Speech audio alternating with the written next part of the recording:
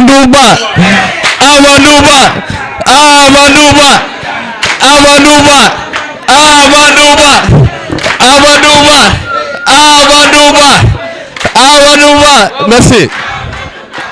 merci beaucoup. lan moo tax ma ne dañuy defal standing ovation madame Ba ndaxte ñun bu ñuy tàmbali RSE ñett personne la ñu woon di réunir sama saalu cousin Amadou fii nii foire si gannaaw di liggéey gëm ne que war nañ mën a jàppale le président Amadou Ba di réunir ba madame Ba gis ne que vraiment sonu nañ ci mu jël këram bu mu dëkk mu mettre ko à notre disposition avant la campagne électorale. Elle a mis tous les moyens nécessaires à ce qu'on puisse bien accomplir notre mission. Donc vraiment amuñu fayam. Elle n'a pas lésiné vraiment sur les moyens lépp loo xamante ne soxla woon nañ ko ci def na ko ci audience yu ñuy soxla may nañu plusieurs fois des audiences aux Almadies nous a plusieurs fois accordé des audiences donc loolu ñu ngi ko ci sant di ko ci gërëm.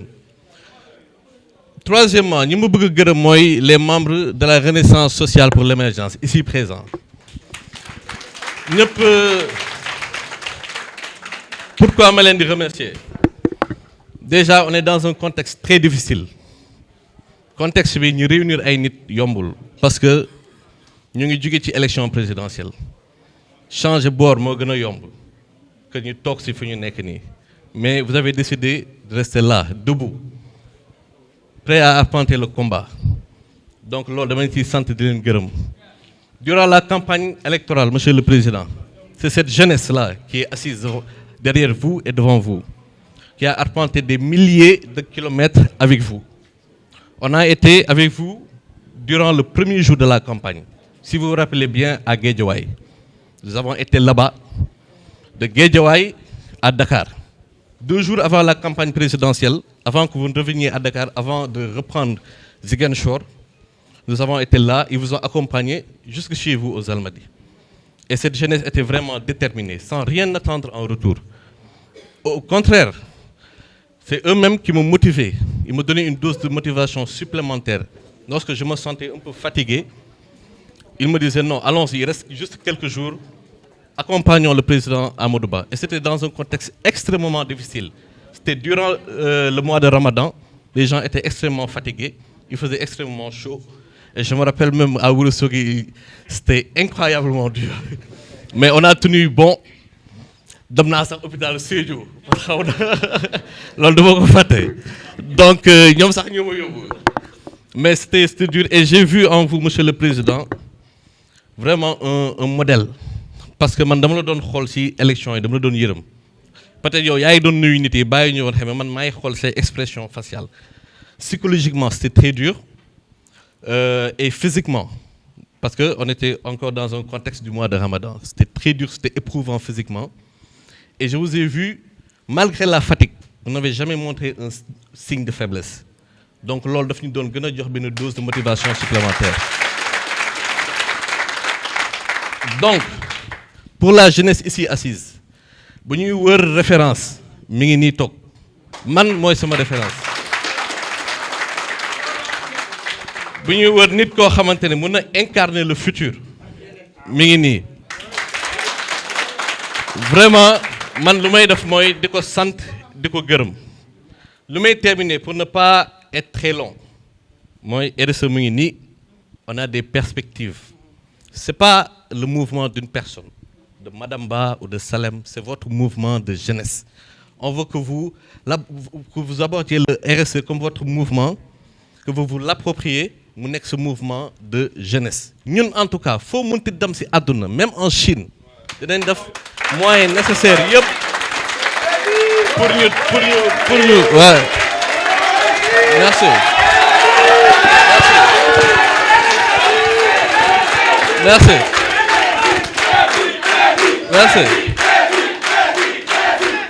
Merci. Man damay gën a kontaan début bi mu métti parce que bu méttee ngay xam réellement ñan ñoo la bëgg ñan ñoo la gëm donc heureusement que mu métti dès le début mais xam nañ ne que ëllëg dina neexi donc ce mouvement de jeunesse mooy fii foo munti dem Sénégal si àdduna bi di nga leen gis on va se débrouiller dinañ la topp donc approprié le mouvement bi ñu nekk ce mouvement officiel de jeunesse. Lu may terminer, on est parti aux élections, on a eu 36% des voix. 36, 30, bon, on a 36, 30 et quelques pourcents des voix. 36%. Merci, monsieur le ministre. 36% des voix, on a eu 36% des voix. Ce qui veut dire que un Sénégalais sur 3 a voté pour Amadou Ba. Plus d'un Sénégalais. Merci pour la précision. Si vous avez ñett Sénégalais, benn bi Amadou Ba la tànn. Et s'il y a une condition en plus. Mais moom lañ tànn. Ce que veut dire que, monsieur le président, vous avez le devoir vraiment de continuer, de vous approprier cette jeunesse, de ne pas trahir le vote de cette jeunesse. Merci. Merci. Merci.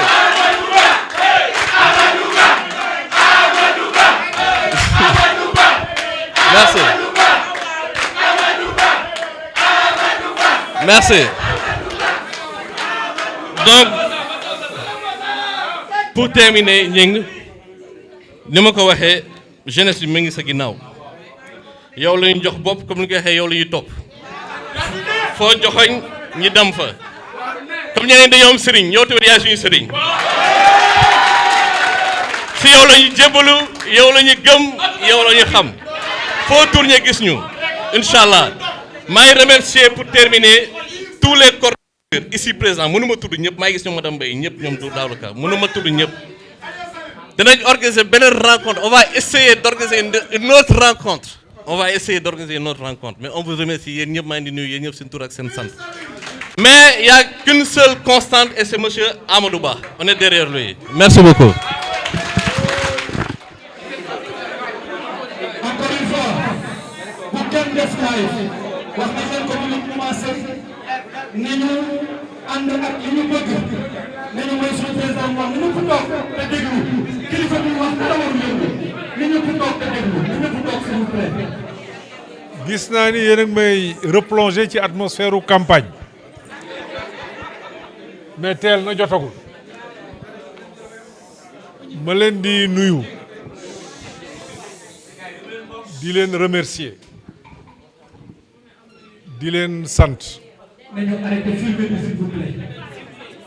Au moins occasion depuis élection yi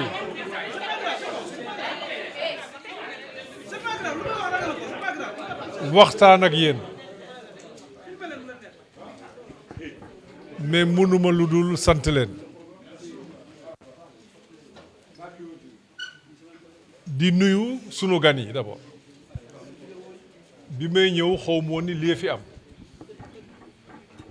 kër gi miin naa mbedd mi lool maa ngi nuyu dëkkandoo yi fi nekk yëpp Ablaye Samb ngi dëkk fii daanaka ñun bokk nañ ci ñi njëkk ci Nord Foire fii doomu Masuña fi taxoon fii léegi di woy Kan Diallo maag papaam la woon fii ci salon bi am na léegi 30 ans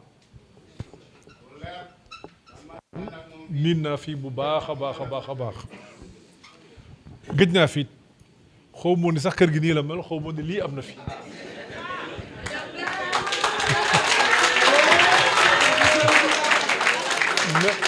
may féliciter madame Ba yàgg na ma wax RSE gis naa xale yi ndax ñoom ñëpp suñuy jarbaat la ñu gis naa leen ci campagne bi fépp fu mu mënti nekk ràññee nañ leen fa avec la tenue bleue mais xaw ma ni am ngeen organisation bi ci ginnaaw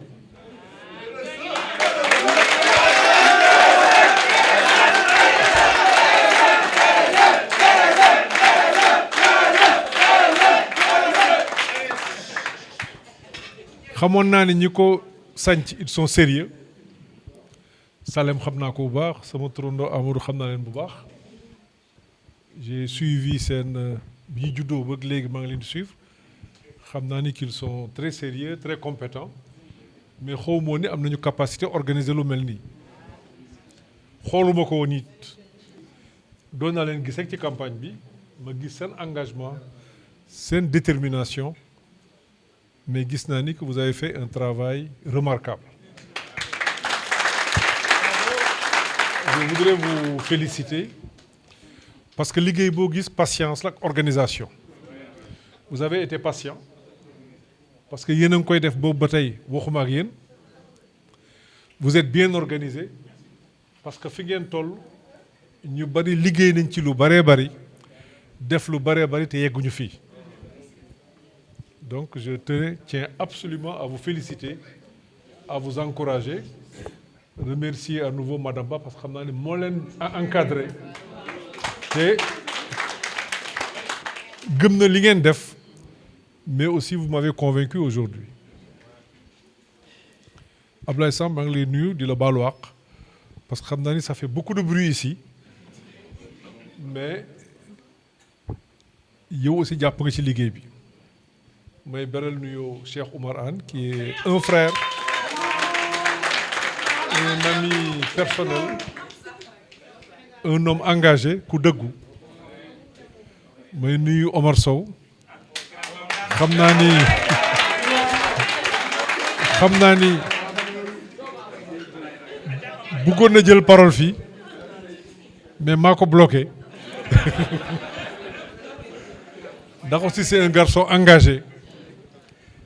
mooy nuyu Babacar c'est un ami maak moom la woon ci kër gi yàgg na ndax Noora mii sëy tey fii la juddoo ci kër gi kon loolu mi ngi bëgg a yàgg léegi yéen a ko ngénte fii ci koñ bi fii. C'est dire que vraiment je vous encourage li ngeen di def noonu la c'est d'aller de l'avant au-delà des personnes. C'est d'avoir votre organisation, gëm benn idéal et aller de l'avant. te it bu leen ko bàyyi. Il faut qu'on continue de vous aider pour que ngeen élargir ko continuer di liggéey nekk ci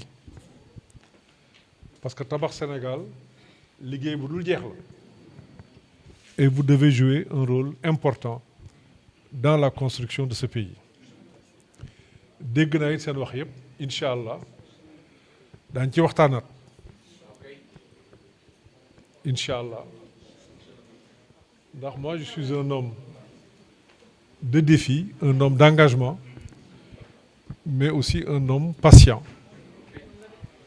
lu nekk ci waxtoom lu nekk rek ci waxtoom saa yu ñu ko war a def ak nañ ko war a defee. loolu moom moo lay assurer résultat ginnaaw ndogalu yàlla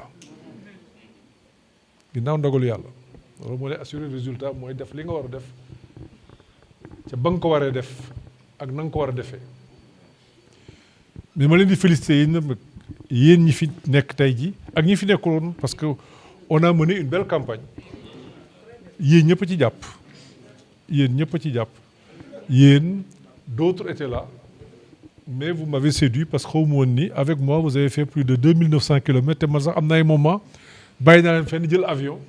Mais j'étais étonné de vous retrouver. C'était entre Tamba et Kédougou. Parce que nous sommes à Tamba, je suis allé à Kédougou, nous sommes à Tamba.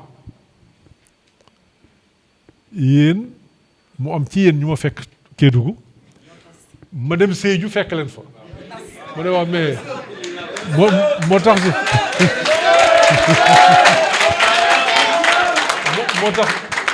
biñ ma waxee Salem hôpital la mujjee je dis que ça c'était normal parce que les distances étaient longues te dafa tàngoon maa ngi fàttaliku bi ñuy dem Kédougou il faisait peut-être 50 degrés sori ko woon ay 46 47 degrés il faisait très chaud heure bi ñu fay ñëw midi mais taxul nit ñaa ngi woon ci biti déterminé engagé jàppale ñu yàlla nag mooy dogal li mu dogal mu gën ci réew mi it gën ci ñun ñëpp donc je vous félicite je vous encourage il faut poursuivre organisation bu baax kenn du ko bàyyi vous avez une bonne organisation, je vous aiderai à aller de l'avant. da ngeen def won ñu te li ngeen ñu won doy ñu man personnellement maa ngi koy wax léegi Cheikh Oumar ne c'est une organisation qui est def ngeen vraiment liggéey bu rafet donc vous méritez d'être soutenu, vous méritez d'être appuyé pour que aussi ngeen mën a inspirer d'autres jeunes à faire autant que vous ou mieux que vous, mais en tout cas au moins à faire comme vous. Et ça c'est important. kon maa ngi leen di sant du ma guddal wax ji di leen féliciter di leen encourager di leen jox rendez-vous très prochainement.